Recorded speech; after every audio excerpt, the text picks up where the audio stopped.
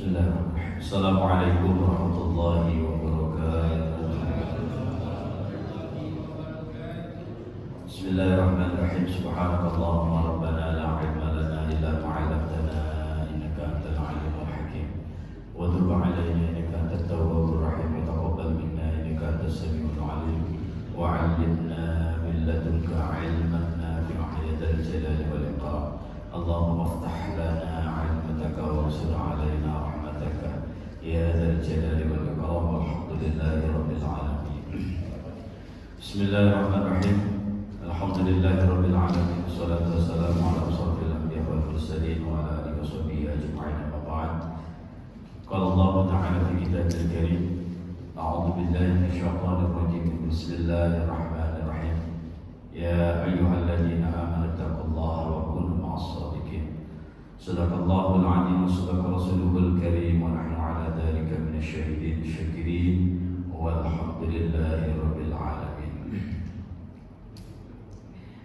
Jamaah salat subuh Masjid Jami Muqaddas Syukur yang saya hormati dan dimuliakan Allah Subhanahu wa taala.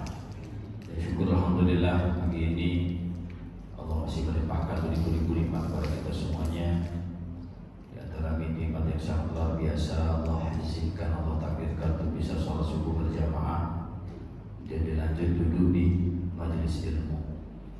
Mudah-mudahan apa yang kita jalankan, apa yang kita lakukan ini betul-betul mendapat ridha dan rahmat Allah Subhanahu wa taala, sehingga bisa kita bikin bekal buat menghadap Allah di akhirat kelak nanti dan menjadi penyebab terbukanya pintu-pintu surganya Allah Subhanahu wa taala. Amin ya rabbal alamin.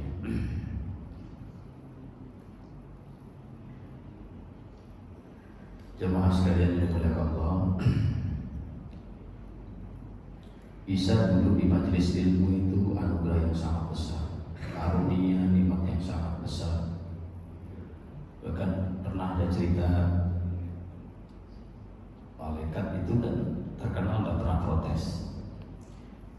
Yang kita yakini malaikat nggak punya nafsu, nggak pernah protes sama Allah. Tapi di dalam Al-Quran pernah, ketika Allah mau menciptakan manusia sebagai khalifah di muka bumi, mereka protes, merasa lebih hebat daripada manusia. Nah, tentang majelis ilmu juga pernah ada cerita malaikat itu protes sama Allah. Suatu ketika ada salah satu hamba Allah tidak sengaja datang, ada majelis ilmu, dia duduk, gak niat ngikut, pokoknya dia jalan, ketemu sekelompok orang lagi belajar, ada majelis ilmu, dia duduk aja. Nah, disebabkan itu Allah ampuni dosa-dosanya. Protes mereka. Nah, dia kan gak ada niat ya Allah. Dia kan gak ada niat untuk ikut di majelis ilmu. Nah, kenapa mendapat ampunan darimu ya Allah? Gitu. Kamu tahu apa? Begitu.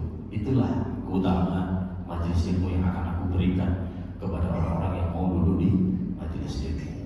Maka oleh karena itu kita sangat bersyukur ya, kita masih dikelilingi majelis-majelis ilmu. Masjid kita ini sering mengadakan tempat-tempat taklim untuk kita selalu menuntut ilmu, karena inilah salah satu usaha kita untuk memperbaiki ibadah kita, untuk memperbaiki iman kita, takwa kita kepada Allah Subhanahu wa taala. Mudah-mudahan yang kita amalkan, yang kita jalankan ini betul-betul nanti mendapat ridha Allah, sehingga bisa memperlancar, mempermudah untuk menuju pintu surganya Allah Subhanahu wa taala. Amin ya rabbal alamin. Baik jemaah sekalian yang dimuliakan Allah Subhanahu wa taala. Dan kesempatan kali ini saya coba akan menyampaikan dari sebuah hadis. Ini diriwayatkan oleh Sayyidina Utsman.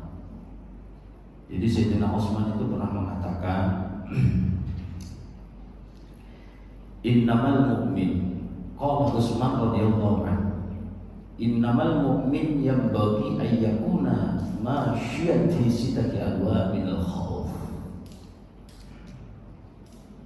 Kita sebagai manusia sebagaimana sewajarnya ya, sebagai manusia wajar, bahkan seharusnya kata Sayyidina Utsman itu memiliki beberapa ketakutan. Dalam hidup ini harus memiliki beberapa ketakutan. Manusia itu kalau nggak ada yang ditakutin, hancur hidupnya. Lihat sejarah-sejarah negara-negara kalau nggak ada yang ditakutin, apapun itu kalau nggak ada yang ditakutin, pasti hidupnya ngawur. Oleh karena itu, hidup ini sehebat apapun harus ada yang kita takutin. Ya. Nah, sewajarnya manusia, Sayyidina Utsman mengatakan, kita sebagai seorang mukmin khususnya sebagai orang mukmin itu harus ada beberapa ketakutan. Ketakutan apa? Yang pertama ini dikatakan oleh Sayyidina Utsman radhiyallahu anhu bahwa ayyakhufa min qibalillahi ayyakhudha minhul iman. Selalu ada rasa takut ketika kita menghadap sakaratul maut, Allah cabut iman kita. Naudzubillah subhanallah, coba. Karena sakaratul maut ini jihad terakhir untuk mempertahankan keimanan di dalam hati kita. Oh, yang sakaratul maut itu ngeri, Pak. Setan itu apa ya? Ini perjuangan terakhir, usaha terakhir untuk merusak iman manusia ketika sakaratul maut. Maka ulama kita, guru kita mengatakan selalu berdoa, Allahumma hawwin alaina fi sakaratil. Itu kan doa yang sering kita panjatkan ketika ada tahlil tentang kematian. Karena menghadapi sakaratul maut ini begitu berat. Ya, bahkan apa ya, yang bisa kita katakan itu bukan amal kita. Kita mau bicara apa aja itu kebiasaan kita gitu. Di situ setan itu betul-betul detik terakhir, kesempatan terakhir untuk merusak iman manusia. Maka di dalam kitab tahlil kalau nggak salah itu ya, kalau nggak salah di kitab Nashai'ul Ibad itu dikatakan ketika orang sakaratul maut kalau meminta minum jangan dikasih. Kalau mau minta minum nih, biasanya setan itu menyerupakan. Dia kata terasa haus betul. Kalau kamu ikut saya, akan saya kasih minum. Tapi kalau kamu nggak ikut saya, rasakan rasa haus dan begitu sangat gitu, haus banget. Maka ada, memang terbukti banyak orang yang sakaratul maut itu terakhir minta minum gitu. Kan kalau kita pikir aneh orang sakaratul maut kok minta minum. Iya, harusnya apa minta minum di bawah sadar, gitu di bawah sadar. Maka doakan terus bacakan Yasin apa talqin kalau bisa bacakan la ilaha illallah. Atau doa apa begitu biar memudahkan untuk menghadapi sakaratul maut. Nah, itulah yang harus kita takuti di antara ketakutan-ketakutan yang harus dimiliki seorang mukmin. Jadi ayyakhufa min qibalillahi ayyakhudha minhul iman. Maka doanya terus, Allahumma inna nas'aluka imanan la yartab wa ni'matan la yanfa. Itu terus doa kita panjatkan. Ya Allah, berikanlah hamba ini keimanan yang tidak akan murtad sampai akhir hayat. Ya, memang kita sadar lah, kalau di bawah sadar, Pak, di bawah sadar. Ketika sakaratul maut itu kan di bawah sadar. Nah, setan itu gampang mengelabui. Maka yang mewakili itu amal. Yang mewakili itu amal ketika sakaratul maut itu nggak sadar, udah setengah-setengah, namanya sakaratul maut, gitu. Maka tidak semudah itu mengucapkan kalimat la ilaha illallah Muhammadur Rasulullah sallallahu alaihi wasallam. Maka kita latih, dan saat ini kita biasakan, ya minimal subuh apa maghrib itu lengkapilah zikir, kasih la ilaha illallah. Kalau zuhur asar mungkin nggak usah, tidak apa-apa, ya. Kalau subuh dan maghrib itu lengkapi, biasakan mengucapkan kalimat la ilaha illallah. Maka sampai baginda Rasul, afdhalu dzikr fa'lam annahu qauluhu la ilaha illallah. Sebaik-baik dzikir itu ya udah kalimat la ilaha illallah, udah gak ada yang menandingin kalimat itu. Sebaik-baik dzikir itu. Bahkan 70 tahun murtad, 70 tahun dia non-muslim, menyembah selain Allah. Dengan satu kalimat la ilaha illallah bersih. Selama 70 tahun itu udah dianggap bersih gitu. Dengan kalimat la ilaha illallah. Gitu. Nah gitu kok. Maka kalimat la ilaha illallah itu udah sering-sering itu udah jangan sampai asing di mulut kita, itu jangan sampai asing. Sudah benar-benar mendarah daging la ilaha illallah, sudah benar-benar mendarah, agar dipermudah untuk mengucapkan kalimat la ilaha illallah ketika sakaratul maut. Nah itu yang harus kita takutin, ya takut nanti apa? Sehingga kita sering berdoa mohon kepada Allah, Allahumma inni as'aluka imanan la yartad. Itu salah satu doa kita. Allahumma ya muqallibal qulub, di akhir-akhir salat itu ya muqallibal qulub sabit qulub bana ala dini. Itu di antara doa-doa usaha kita agar Allah ketika mencabut nyawa kita membawa iman dan Islam kita untuk menghadap Allah Subhanahu wa taala. Nah, kemudian ketakutan yang berikutnya yang harus ditakuti seorang muslim itu adalah wasani ayyakhafa min kibalihil hafadah ayil katibina a'malil ibad wa ayyaktubu alaihi ma yafdihu yaumal qiyamah. Kita sebagai orang mukmin seharusnya takut akan malaikat pencatat amal, malaikat hafadhah. Itu akan memperlihatkan amal-amal kita di akhirat kelak. Jadi dari kecil sampai meninggal, dari lahir sampai meninggal, semua ada catatannya. Nah, takutnya ini keburukan kita yang disebar nanti di akhirat. Ya, sehingga kita malunya bukan apa, kan semuanya punya aib. Semua itu ada aib, ada kesalahan. Maka Rasulullah SAW selalu mengajarkan kepada umatnya untuk doa Allahumma innaka afu karim tuhibbul afwa fa'fu anna atau fa'fu anni. Begitu. Ini apa tujuannya? Agar Allah mengampuni dosa kita, kesalahan kita, tanpa harus memperlihatkan kembali kesalahan-kesalahan kita di akhirat nanti. Ini sudah sering saya sampaikan bahwa Allah itu mempunyai sifat yang maha pengampun. Ada 3 kata, ya. Yang pertama adalah Al-Ghaffar, yang kedua Al-Ghafur, yang ketiga adalah Al-Afun. 3-tiganya ini maha pengampun, ya. Artinya maha pengampun 3-tiganya. Cuman dalam segi Allah memakai sifat ini berbeda-beda, tergantung hambanya. Kalau Allah mengampuni hambanya menggunakan sifatnya al-afu, aman, ditutup semua kesalahan kita tanpa diperlihatkan kembali. Jadi malaikat udah gak buka catatannya kembali. Malaikat pencatat amal itu juga usah dibuka lagi, udah tutup kan Allah, udah tutup, gak usah dikembali, masuk surga. Udah saya ampuni surga. Nah, kalau Allah memberikan ampunan dengan menggunakan sifatnya Al-Ghaffar. Ghaffar itu maha pengampun dalam segi dosa-dosa kuantitas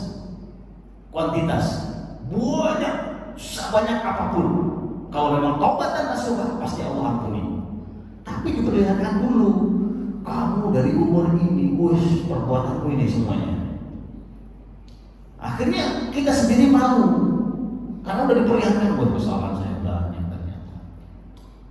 Tapi kamu karena melakukan ini, amalan ini, sehingga bisa saya ampuni. Tapi masih sempat diperlihatkan kesalahannya. Itu kalau Allah menggunakan sifatnya Al-Ghaffar atau Al-Ghafur. Kalau Ghafur ini mengampuni hambanya dalam segi dosa yang kualitasnya besar pokoknya. Sebesar apapun kalau itu mau tobat, insya Allah diampuni. Yakin pasti diampuni Allah kalau benar-benar mau tobat. Tapi diperlihatkan dulu.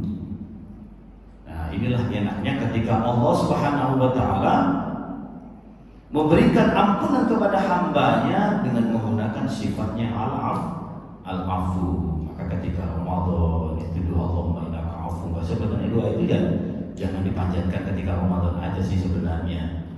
Ya, di bulan-bulan lain juga sering kita panjatkan agar Allah itu mengampuni dosa-dosa kita dan tanpa memperlihatkan kembali dosa itu. Benar-benar malaikat itu ditutup rapat, udah gak ada yang buka lagi. Ya, inilah yang harus kita takuti, begitu. Jadi kita betul-betul memasuki surganya Allah Subhanahu wa taala dengan ampunan Allah Subhanahu wa taala kesalahan tanpa Allah memperlihatkan kembali kekhilafan kita, kesalahan-kesalahan kita nanti di akhirat, gitu. Maka doa itu salah satu Rasulullah mengajarkan doa itu, Allahumma innaka afuwwun karim tuhibbul afwa fa'fu anna ya karim. Itu sering-sering kita baca.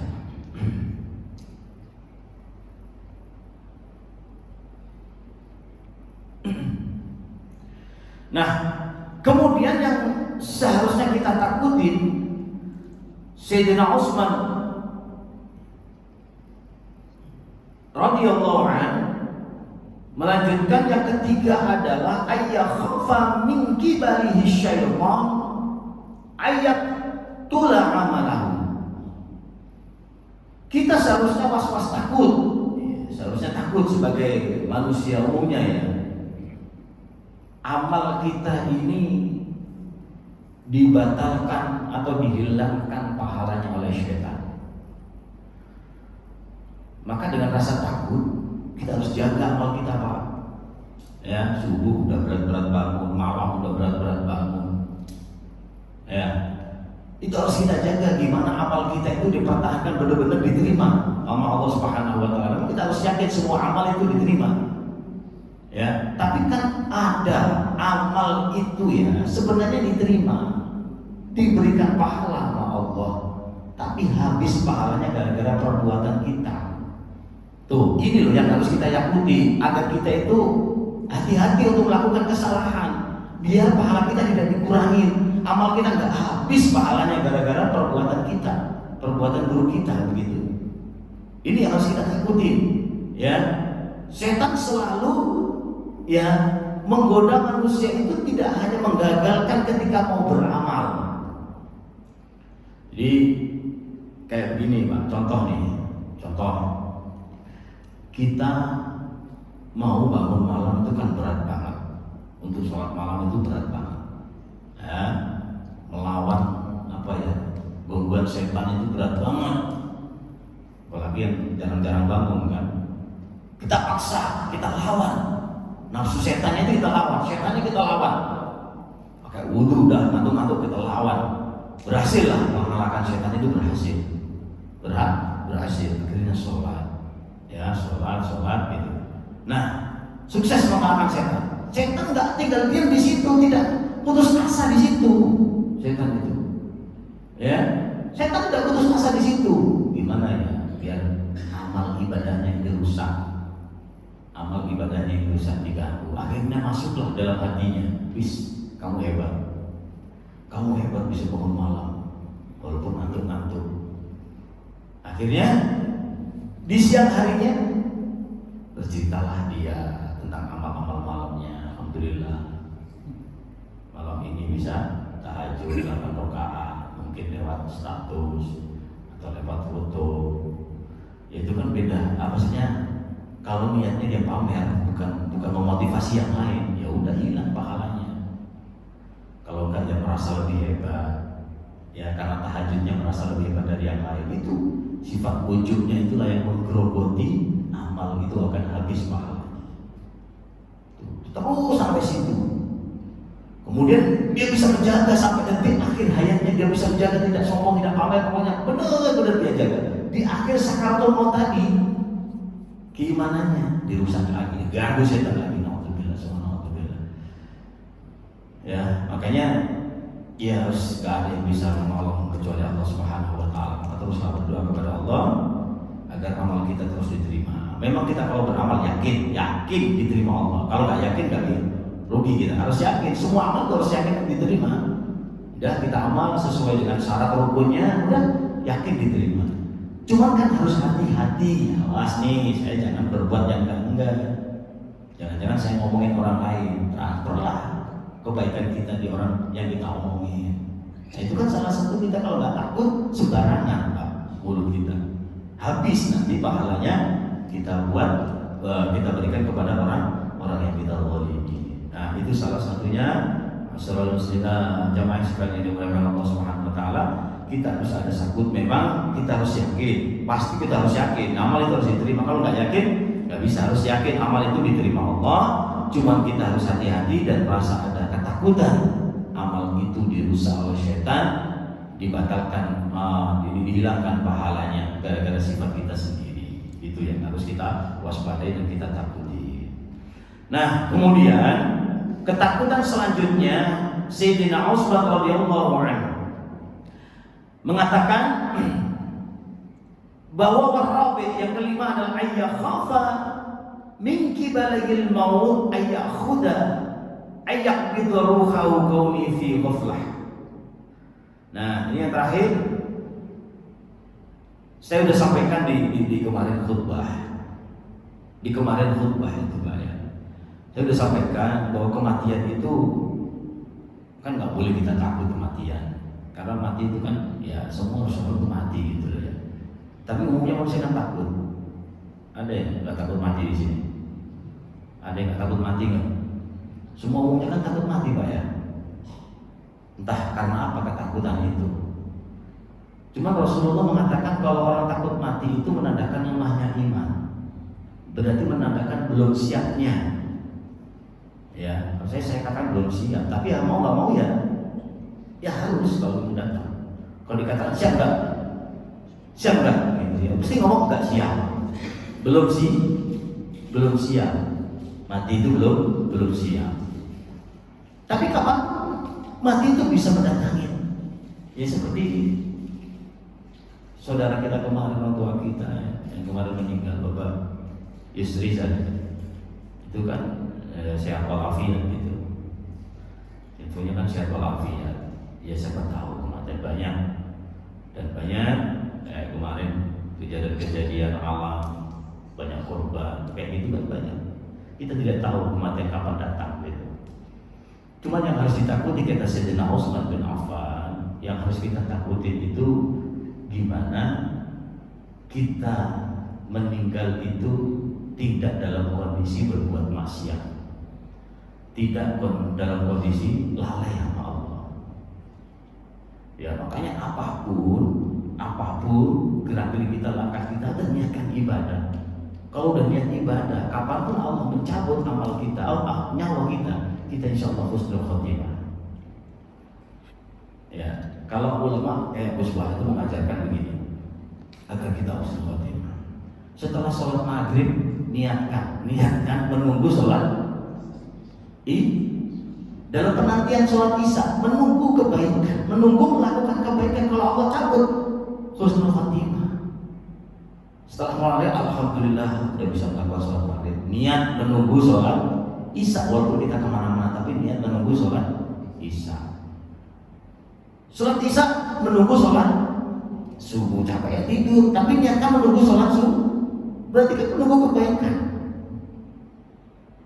Ya, berarti kan menunggu kebaikan. Setelah sholat subuh niatkan nih, saat ini niatkan menunggu sholat zuhur. Jadi menunggu kebaikan terus. Kita itu dalam menunggu kebaikan terus. Nah, ketika Allah cabut, kita dalam kebaikan. Gitu. Setelah sholat zuhur, kemudian asar dan seterusnya. Itu cara-cara kita agar waktu demi waktu, detik demi detik kita nilai ibadah. Orang nunggu kebaikan kan ibadah. Orang nunggu kebaikan ibadah. Niat aja, niat mau melakukan ibadah itu udah catat ibadah, apalagi udah melakukan. Ya, gitu. Kemudian ulama juga mengajarkan kalau beraktivitas, kita bekerja dari pagi sampai sore, bahkan sore sampai malam lagi, harus niat, ada niat untuk mencari nafkah buat keluarga agar terima ibadah. Di suatu saat kita di tengah-tengah dalam kerja, Allah cabut nyawa kita dalam kondisi husnul khotimah, karena dalam rangka mencari nafkah. Tapi kalau kita murni cari dunia aja, maka wallahualam terburuk husnul khotimah atau enggak. Itulah pentingnya niat Pak dalam beraktivitas. Ya, niat dalam beraktivitas itu penting, minimal baca doa. Karena kan nggak tahu kematian, gitu loh, nggak tahu. Takutnya ini kata Sayyidina Utsman, ya, takutnya ya kita meninggal itu dalam kelalaian, bukan hanya maksiat tapi lalai akan ingat Allah Subhanahu wa taala. Ini takutnya. Ya. Kalau kita sudah betul-betul, apalagi dalam kondisi kita habis sholat, dalam habis ngaji, itu benar-benar itu bagus sekali itu. Apalagi kita habis sholat. Kalau habis sholat itu kan, ya Pak, ya, apalagi dalam sholat. Habis sholat itu kan, di dalam sholat itu membaca syahadat berapa kali? Kalau kita ada tahiyat awal, tahiyat akhir, berarti udah 2 kali syahadat. Ya, itu ketika meninggal habis sholat belum sempat ngobrol apa-apa, belum sempat berbicara, habis sholat meninggal, insya Allah itu husnul khotimah. Ya, karena sholat dari isya menuju subuh ke zuhur ke asar ke maghrib, itu kan pelebur dosa. Jadi dari subuh nih, setelah sholat subuh ini insya Allah dosa kita terhapus. Ya maaf nih, kalau kita dosa sama orang lain beda, harus minta maaf. Kalau dosa sama Allah, insya Allah yakin dengan kalimat asyhadu an la ilaha illallah, kita yakinin soal tadi. Apalagi mau minta maaf, Allahumma gfirli warhamni wajburni warfa'ni warzuqni wahdini wa'afini wa'fu anni. Ya, dulu di antara 2 sujud itu kan doanya itu, memohon ampunan ke Allah. Allah pasti ampunin itu ketika sholat. Ya, cuman kan habis subuh ini aktivitasnya apa nanti? Kalau masih ada dosa lagi, dihapus dengan sholat zuhur ke asar. Aktivitasnya apa? Kalau ada keburukan dihapus dengan sholat asar, dan begitu selanjutnya. Maka ketika habis sholat kok meninggal, insya Allah husnul khotimah. Ini yang selalu kita harapkan, begitu.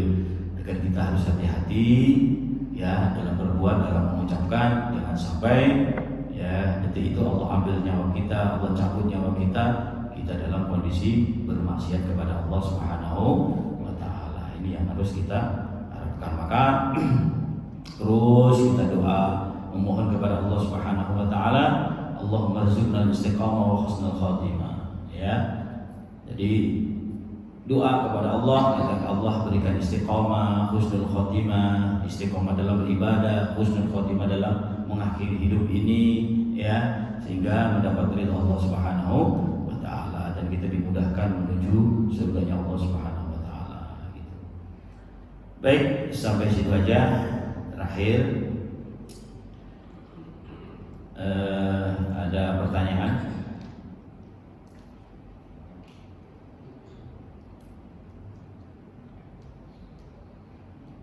Perawat, ada pertanyaan perawat? Aman ya? Belum isyrok ya? Hah? Masih lama?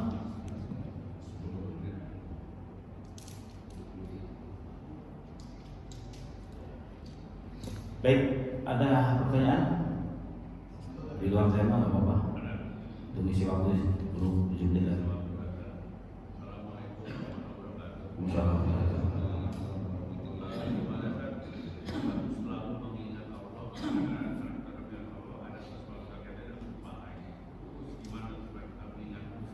Ingat terus.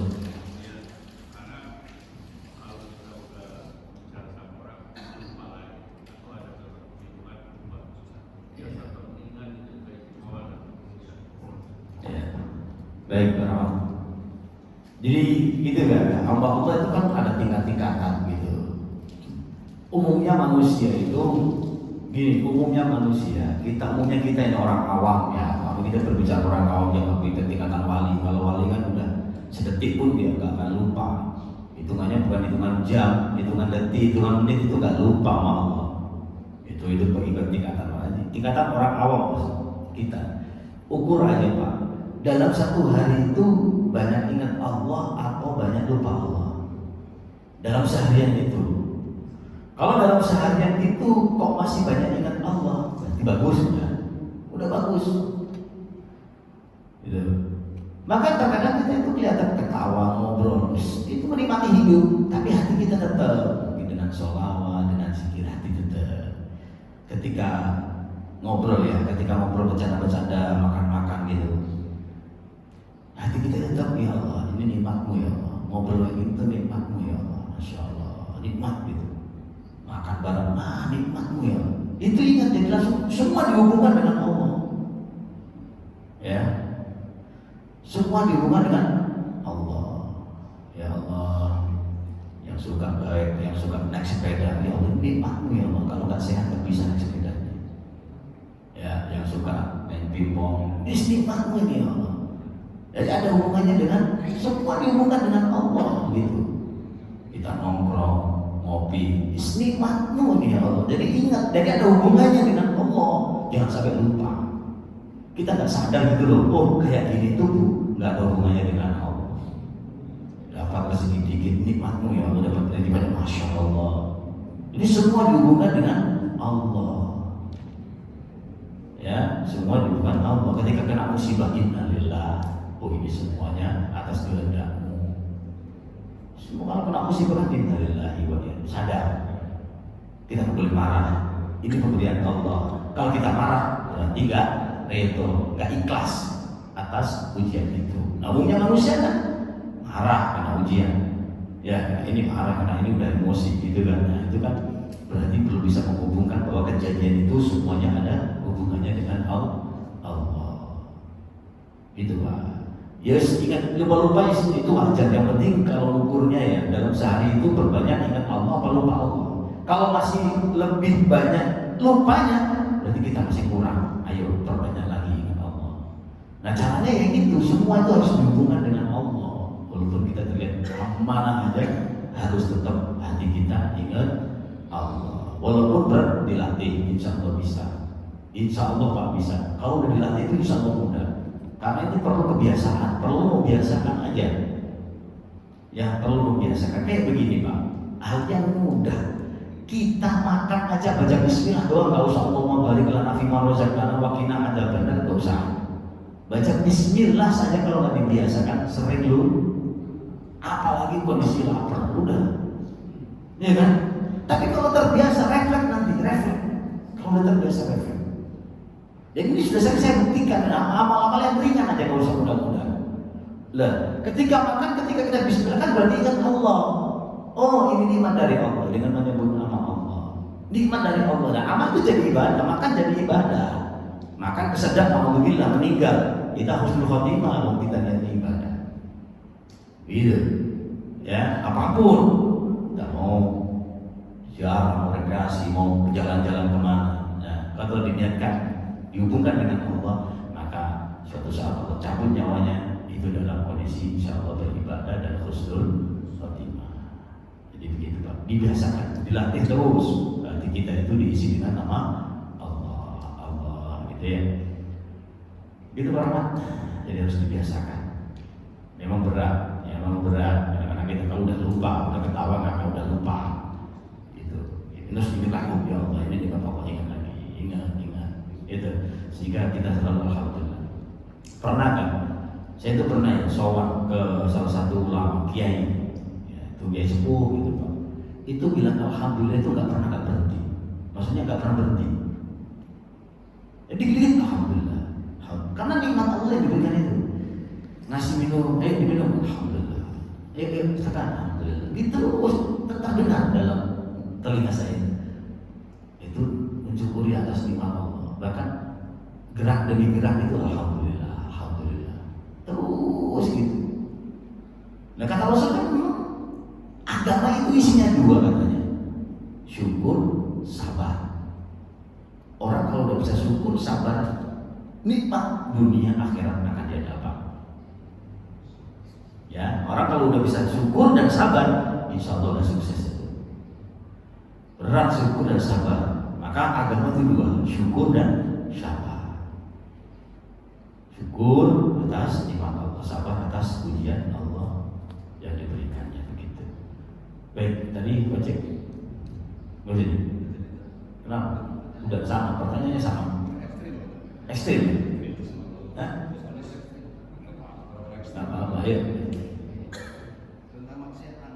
nasihat anak, ya. Yang tadi disampaikan Ustaz, seberapa lama seseorang itu harus sholat kan bisa hilang dengan kesalahannya seorang itu sendiri.